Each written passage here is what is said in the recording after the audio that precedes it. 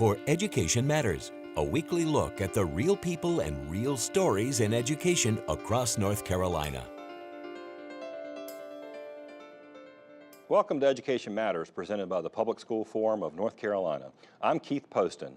House Bill 704, officially known as an act to establish the Joint Legislative Study Committee on the Division of Local School Administrative Units, was passed by the General Assembly on June 29th and sent to Governor Cooper the next day. The bill sets up a legislative study committee to explore breaking up large school districts in North Carolina. Wake and Mecklenburg are the two largest. As of our show taping, the governor has neither signed or vetoed the bill.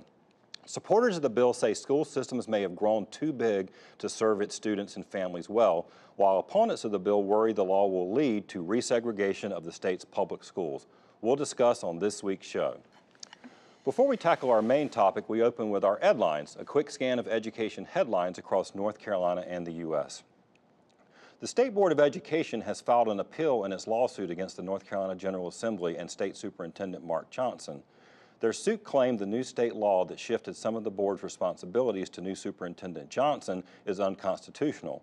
A panel of 3 Superior Court judges disagreed. Superintendent Mark Johnson and Senate Leader Phil Berger praised the ruling, with Superintendent Johnson saying, "For too long, the lack of clarity about DPI leadership has fostered a system of non-accountability," while State Board Chairman Bill Kobe called the ruling inexplicable. The State Board has asked for a bypass provision so the case can go directly to the North Carolina Supreme Court. Most observers expect the case will ultimately be decided there. Our state's public schools enrollment dropped by 5,562 students this year, according to new data released just last week by the state. Meanwhile, charter schools, homeschools, and private schools gained 23,880 students. Traditional public schools still educate the vast majority of students, with 1.4 million children representing about 82% of the state's students. But the share of students has declined from about 87% in 2010-2011. The State Board of Education this week approved $2.5 million in cuts at the Department of Public Instruction, including $1.6 million in staff reductions. The cuts were mandated by the North Carolina General Assembly in the recent state budget. Another $737,000 in cuts are expected in the coming weeks to meet the budget. DPI's District Transformation Division and Educator Effectiveness Division are bearing the brunt of these job cuts. Now, these two groups work with low-performing schools across North Carolina and train and support teachers. DPI expects to notify all terminated employees by August 1st. Finally, girls' participation in AP Computer Science tests boomed last year. About 29,700 girls took either the AP Computer Science test or a new exam that debuted this year, AP Computer Science Principles, according to data released by Code.org, which is a nonprofit that supports computer science education. More than 111,000 students took the test in all, which is twice as many as the previous year.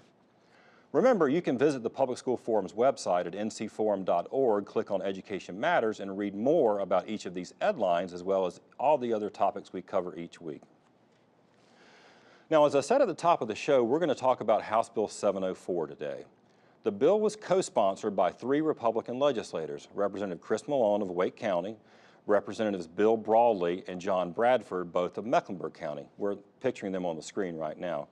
We're picturing them because we invited all 3 legislators to appear on the show and talk about why they sponsored the bill, but unfortunately all 3 declined, citing schedule conflicts. We actually asked for statements on why they believe the bill is important so I could share those with you too, but those weren't provided either. But we'd rather have the sponsors on to talk about it, and we will share more information about the bill, but we felt the issue was important enough to proceed with a show about it, and we have 2 outstanding guests to talk about it. They are Representative Rosa Gill. Representative Gill is in her 4th term in the North Carolina House. She is serving here out of Wake County. She is an educator by her profession, was a 23-year teacher, actually we talked earlier, taught math at my daughter's high school, Enloe High School here in Raleigh. You also serve on the K-12 committee in the House. And next to Representative Gill is Senator Floyd B. McKissick, Jr. Senator McKissick is in his 6th term as a North Carolina senator, representing Durham and Granville counties. You serve as the senior Democratic leader in the Senate, and you're also an attorney by trade, graduate of Duke University Law School. Thank you. So thanks for being here, both of you. I'm going to start, I'm just going to get both of your reactions. Representative Gill, the bill started in the House. You're a House member. You've expressed some concerns about, well, this is a study, but the idea, the notion behind it, which is to break up large school districts in North Carolina. What are your concerns? Well, my first concern is the resources. You know, if we break up school districts, then we'll have small areas where those who have will have the resources necessary for their kids to be to meet their potential, and those that do not have will suffer. And that appears to mean like it's going back to separate and unequal. So that's my greatest concern. How do you divide the resources that are allocated to the county? That's going to be the biggest question. The other one is, how do you determine in addition to the dollars, the allocation of resources and the teachers in these smaller districts? You know, Right. So there are lots of concerns, and if this is a study, I hope that we will be able to answer most of those. Well, your comment about the resources is important. We talk about school finance a lot on Education Matters, and we talked about equity. And as a matter of fact, I've looked into it. I mean, North Carolina actually ranks fairly high nationally in terms of equity across the state, and one of the reasons is because of larger school districts. So in a county, you represent Wake County, it's a big county. There's poverty here, there are areas that are poor, there are areas that are more affluent, but the schools are supported, equitably. And that's one of the things that I guess what you're getting at is that if you have little pockets, maybe the small town that has money is going to have a much better school system than a town just 20 minutes away. Right. Yeah. Senator McKissick, your thoughts as a senator and just about this, sort of responding to what Representative Gill said about any concerns you have. Well, I mean, resource allocations is part of the issue, but I think another significant part of the issue is the potential for us to racially resegregate our schools in this state. I mean, back in 1960, you had somewhere about 167 local units, sort of boards of education, and there were 45 mergers that occurred in our state, including Durham City and Durham County Public Schools, Raleigh City and Wake County Public Schools, High Point, Greensboro and Guilford County, but it allowed for racial integration. Right. And I think that's very, very, very important. I would hate to see us go back to a time where we had predominantly white or predominantly black school systems, as we did in Durham, Right. as a result of us going back, looking at some better way potentially to manage our schools. I mean, even though Wake County today is one of the 15th largest school districts in the United States, it's gotten accolades for its management. It's gotten accolades for the magnet schools. It's gotten accolades and recognition due to the type of decreases that we've seen between racial disparities in student performance. Right. We've seen a decrease in the number of people dropping out of school. We've seen an increase in the number of kids graduating from schools. Right. Why would we want to turn our back on what has been a successful system and a successful program that's really well served our state? And we look at what we've done in North Carolina as a national model in terms of merging systems to achieve racial balance and equality, as well as equal access to educational opportunities, which gets back to the resource allocation issue. And the mergers that you're talking about, I mean, Representative Gill, you know this. I mean, the ones that Senator McKissick just mentioned, those were primarily court-ordered or legislatively mandated, specifically because of segregation. And we're gonna have a great guest on the second half who was involved in some of that work. But that's a fair concern, right? Yes, it is. All we have to do is look at the counties in which we have more than one school district and how they're faring, and make a comparison. And that should give us an idea of what can happen if we divide the larger counties.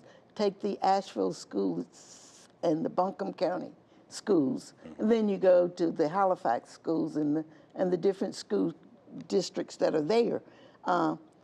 We really, really, really need to think very, very carefully before we start dividing up school districts in order to accommodate a few.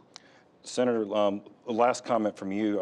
Are you concerned about the elimination of things like these diversity policies and also the rise of sort of school choice, private school vouchers, which we'll get into that a little bit with Dr. Flood. Overall, is it a bad trend for public education? I think it's a terrible trend. I think we really need to do all that we can to double down and invest in our quality public schools here in this state.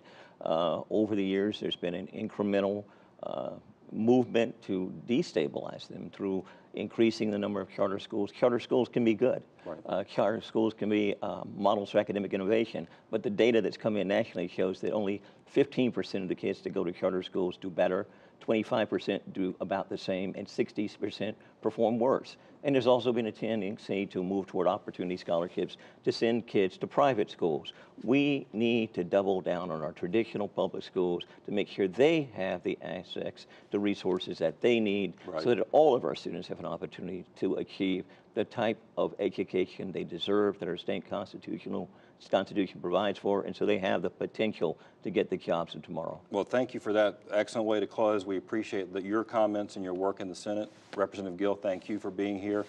Before we go to break, see if you can answer this question.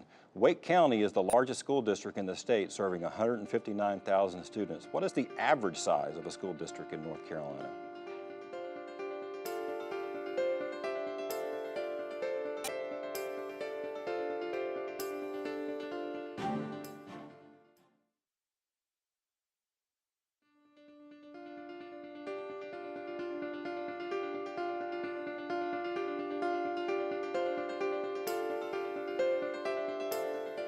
Welcome back to Education Matters. Did you correctly answer B? The average school district in North Carolina has about 12,000 students. Well, we're going to continue our conversation about House Bill 704 with Dr. Dudley Flood. Dr. Flood is a lifetime educator. In fact, he'll say he's always been a teacher in every job he's had. He did teach multiple subjects, coached, served as a principal, but the reason why I invited you to come on today is because you joined the Department of Public Instruction in 1969 as a specialist in school desegregation and race relations. Spent 21 years there. Now that was 15 years after Brown versus Board of Education that ruled that segregation was unconstitutional and must end. So I guess one question, what was there to do? Weren't we already past that point where schools were no longer going to be segregated? There was a tendency toward, moving toward, first of all, separate the notion of the dual school system having the element of legality attached to it. We were a de jure district as opposed to the de facto districts that were north of here, only 17 states that were de jure. That is, we had laws prohibiting the mingling of the races in the schools. And the process had begun following Brown. However, if you recall, the mandate was with deliberate speed. We might have been better at deliberation than we were at speed. We clearly were making progress, there isn't any question. However, the progress was not complete in that the General Assembly of North Carolina had remanded the responsibility back to local school systems. And that was the Pearsall, that was historically the Pearsall plan, right? Yes, it was, which meant that in 1969 there are actually 152 school districts. And that meant that you could not have a class action suit against the state, which covered each of them, and so you had to have individual processes going on. Now, about a third of those school districts enjoined themselves in voluntary compliance, known as 441 compliance, which means that they took the initiative to begin the process. And to be in compliance, they had to have evidence of a plan in place, not it having concluded, but it was in place and you could measure it and see the progress was being made. About a third of districts in North Carolina did so. Many of those having been districts that had very small attendance, 2, 3 schools in the district, and if they made one school, the high school in one school, the middle school in one, the elementary school, they had come into compliance. In those instances where you had much larger districts, you had a much more difficult process. And in places where you had multiple districts you had an extremely difficult process. An example being Robeson County, for example, which had 6 school districts within it. Wow, in one county. 5 local districts and then the county district. And it was extremely difficult to come up with a plan that was equitable and legal to suit each of those situations. Now, let me ask you, Dr. Flood, when you were working for the department, I mean, you were out, this is at the point now that you were out there, you and your dear friend, Gene Cosby. Yes. You were trying to you had to bring the school district to help them with a plan, but you were also working with the community, right, to try to help bring them along. This wasn't something that was embraced in 1969, 1970, right? Certainly not, and if the school district were to be successful, it had to bring the community along. Sometimes it was the other way around, the community brought school districts along. Okay. However, they had to be in sync because it would be pretty easy to sabotage any plan with which you came up if the people were not in accordance with it. So our job was to do each of those things. We also were liaison between the federal government in some cases and its extension into the school system. We weren't on anybody's side. We helped to mitigate against the bad effects so that the children didn't suffer. Now, you spent about 20 years working on this. I mean, yes. I guess and obviously you're still passionate about it. Still I know am working on it, yes. Do things like this bill to study breaking up these districts, some that were brought together for integration, does that send up a red flag to you? Does that sort of does that kind of hit you a little bit? I worry about the unintended consequence. I'm reasonable enough to know that not everybody has the same motivation in moving in this direction. But the unintended consequences is separation and a recapitulation of all that we worked for. The fact is we have several generations now, if you believe that every 15 years is a generation, of people who have grown accustomed to interacting with each other. What we're still working at is developing equal status relationships among people. You're not likely to do that if you're separate. You're not likely to have any premise on which you can presume another person to be equal in status, equal in capability, equal in desire, motivation, any other things, unless you've interacted with that person. And so in having done the first stage, and that was to remove the prohibitors, the legal prohibitors, which we were able to do, we didn't do well with the second stage, which would have been that if we were to have gotten into integration rather than desegregation, we would have been working then on how do you develop equal status relationships? How do you inculcate the premise that it's a moral imperative, really, that people be given their individual right to grow to their greatest potential? We voiced that, but we never acted upon it. And that's something that I guess as a society, frankly, we're still working on. And so, I mean, this is why we need to understand history, right? We do indeed. And we need to project also some of the premises that are hardly ever talked about. Public education is an eleemosynary concern. Much like the fire department, much like the police department, it's not designed for my individual preference.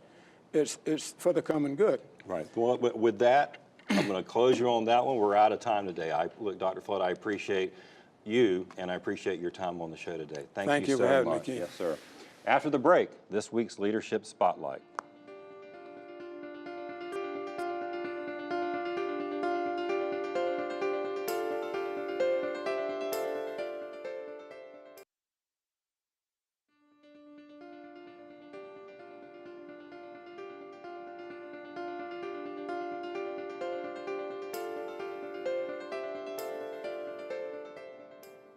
Each week, Education Matters spotlights individuals demonstrating exceptional leadership in education in North Carolina based on nominations from you.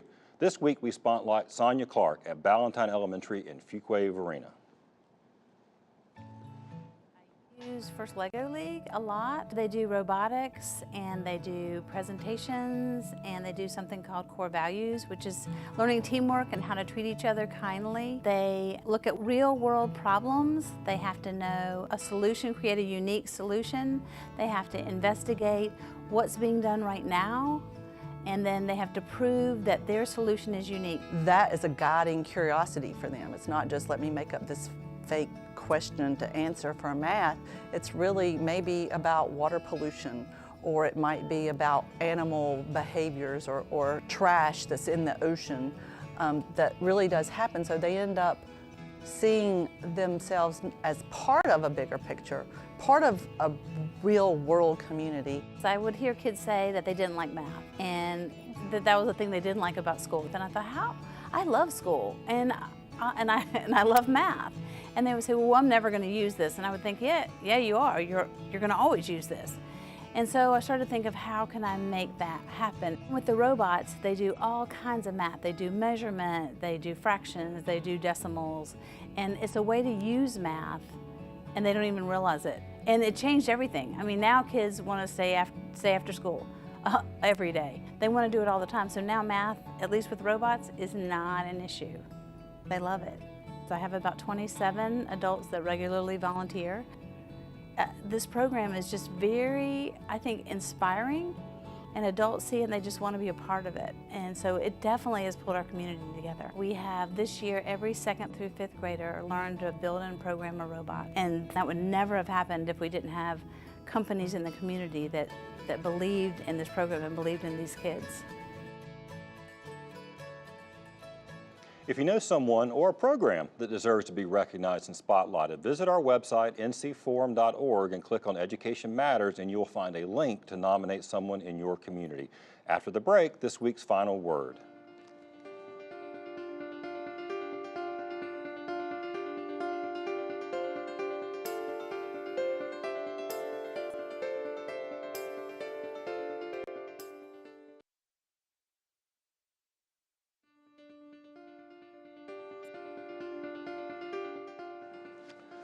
By the time you're seeing this episode, Governor Cooper will have signed or vetoed House Bill 704, or simply let the bill become law.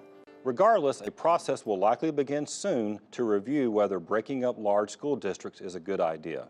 Now, let's be real, we're talking about Wake County and Mecklenburg County. In these two areas, talk about splitting off from the district by some suburban communities isn't new. In fact, 2 Charlotte communities, Matthews and Mint Hill, backed legislation this year to allow them to create their own separate charter school districts to serve their residents.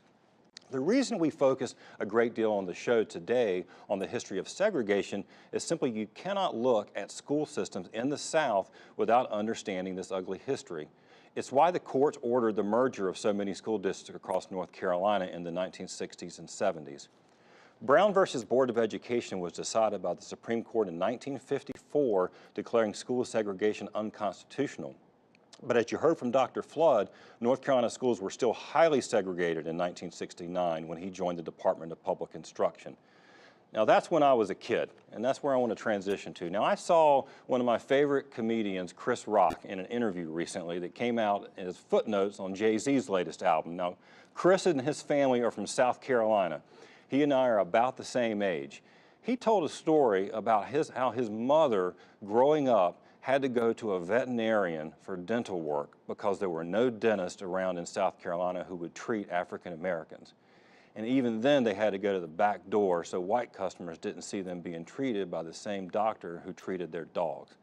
Now this is Chris Rock's mom, who's the same age as mine. This is not ancient history, or as he joked, we're not talking George Washington Carver times. This was his mom. And this is one of the reasons why the notion of reversing school system mergers sends up red flags for so many people. Those things didn't happen in George Washington Carver times either. Issues of race can be hard to discuss. We try on this show to talk very candidly about it. House Bill 704 simply sets up a study committee to look at district breakups and the impact. So let's study it, because the last thing we need to do is accelerate resegregation and dismantling some of the progress we have made as a state. That's it for this week's show. Next week we have another great show, including an interview with Dr. Nicole Hurd, who's the founder and CEO of the College Advising Corps, a nationally recognized organization helping make college more accessible for thousands of students across the U.S. Thanks for watching, and we'll see you next week.